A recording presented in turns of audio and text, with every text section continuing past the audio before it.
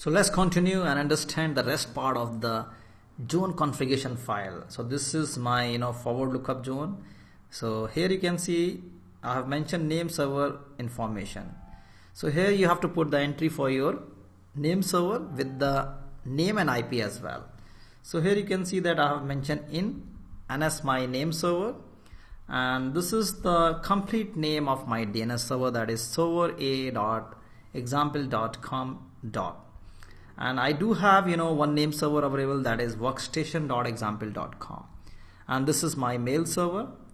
And here I have mentioned the priority. If I do have multiple mail servers, so I can give the priority as well. Suppose I have mail server 1.example.com, I do have another mail server, that is mail server 2.example.com. so you can give the priority with number like 5, 10, like that. Now here you need to provide the address as well. So this server.example.com, and this is the IP here, and I need to specify this workstation as well. Workstation in is my address record, and the IP is 192.168.43.179. so as of now this entry is already there, you can see that. Okay, this entry is already there.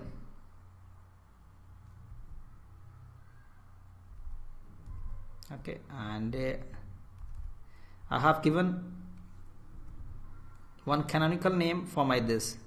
So this canonical name is just like an alias. You can also search with the FTP name as well, right? So few entries I have done it, right? And the mail server IP I need to mention here as well, right? So that is my mail.example.com NA, and the IP is 192.168.43.180, right? So 2 servers entry I have done as of now. I haven't done any entry for my CFS app server. So this is what I have done it now. And now I need to look for this file, that is my reverse lookup file, that is 43, this one. Here you can see that all the entries same. Okay, and here I need to this PTR, right? So for reverse server I need an entry for the PTR. This is the pointer, right? So here you need to put the last octet, 49. So 49, that was the IP, the last octet IP of my main DNS server. This is my one workstation, one server here, and I do have one more server, that is 180 PTR, and it is the name mail.example.com and at last dot. So this is what I have done it now. Now I'm going to restart the service of my name, that is my DNS. So this is what I have done it now, and let me check the status.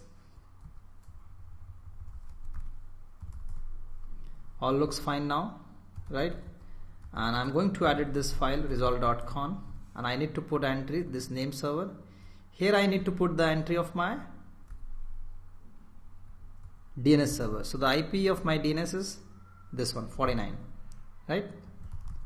And this is what I have done it. Now let me try to resolve this workstation.example.com.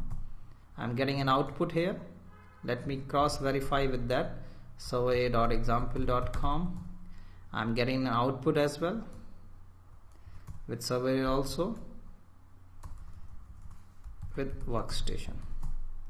So I'm getting a response from all the, and let me try to ping with this workstation.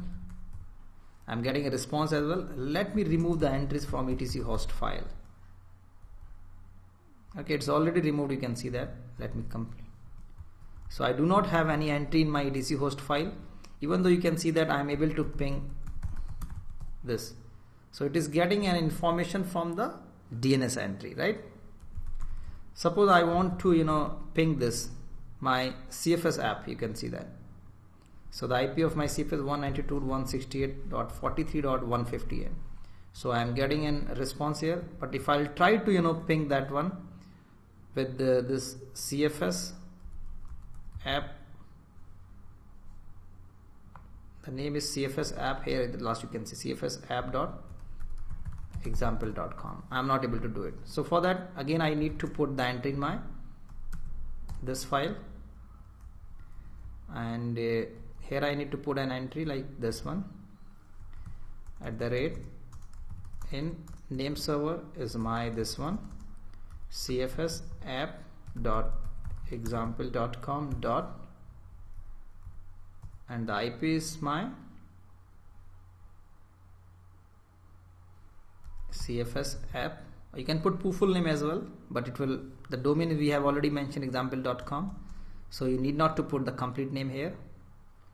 And in A, and the IP I need to put 192.168.43.151, right? So this is the IP here, and in this for revert locus one I need to put this 151. In PTR I need to mention here, PTR we always mention in the reverse lookup zone only, CFS app.example.com dot. That's done now. And again I am trying to ping this one. Still I am not able to ping this. Let me restart the service of my DNS. Now you can see that I am able to ping this one. And let me go to my some other client machine. So I have this machine, and let me put the entry here. I need to specify that I need to specify to my this server that this is your DNS server. So how would this machine workstation.example.com know that who is my DNS server? So here you need to put it the entry 50. Okay, and let me try to ping this. You can see that with I'm able to do it. NS lookup, let me do it. NS lookup. I'm getting an output here, workstation.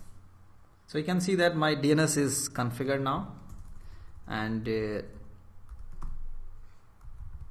you can see that all the machines, I need not to update the etc host file on all the machines. So any servers, if we had it, suppose a new server like database server has been added. So what I need to do, I need to again go to my this DNS servers, and here I have to open this file forward lookup zone, and simply I need to add the entry as a name server and its address, and the same entry we need to put it for the reverse as a PTR as a pointer, and after that it will start communicating. And more or less I need to put you need to make sure that if it is enforcing, so by default it is allowing the this DNS, right? And firewall as well, you can look at.